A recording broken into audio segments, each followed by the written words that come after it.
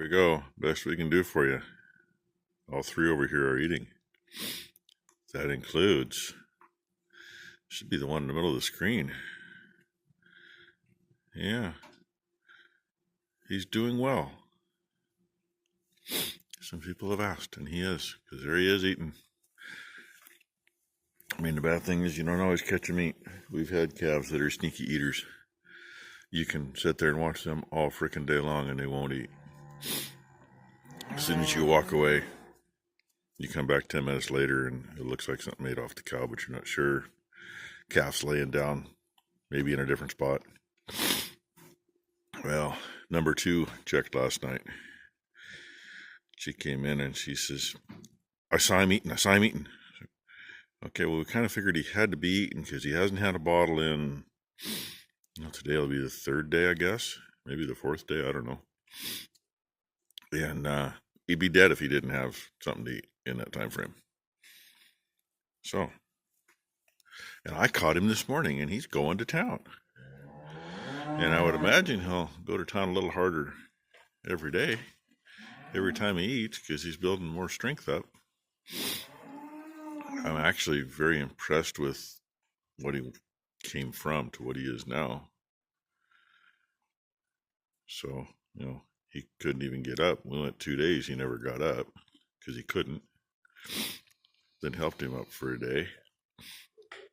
And then actually saw him get up on his own, but just kind of shuffle around for a little bit to up and playing. So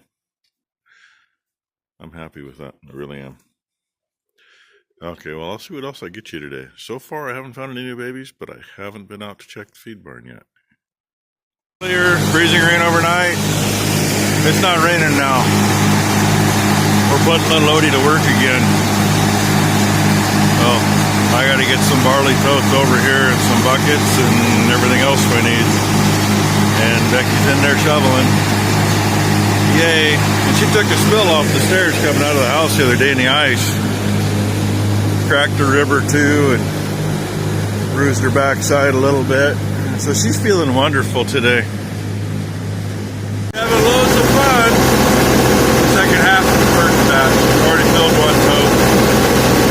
This one's about half full. Then we'll start the next batch. Go for a spin.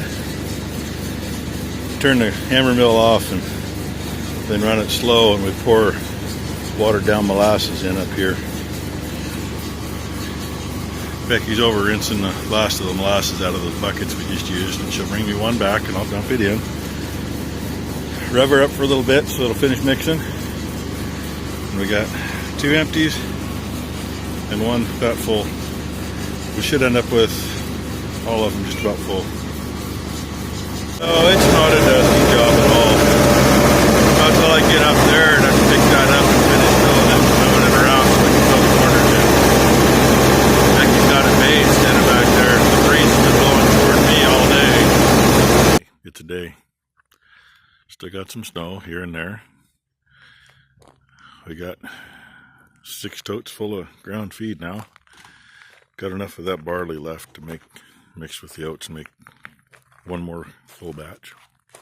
But I don't have any totes to put it in, so we quit and called her a day. Quitting a little early, but tough. I still got over a 10-hour day. So there's your sunset a little early. Thanks for watching, everybody. Please like and subscribe. It helps out a little bit. And the more you watch, the more it helps too. But, I know people don't want to watch the whole thing. Some do, some don't. So tomorrow we're supposed to get a whole bunch of rain. There's almost 2 inches in the rain gauge, and that doesn't count the snow that we had. That's since the snow. That's what washed the snow away. We'll see what tomorrow brings. Oh, and I already get the Versatile started. It isn't getting fuel. Gotta love that.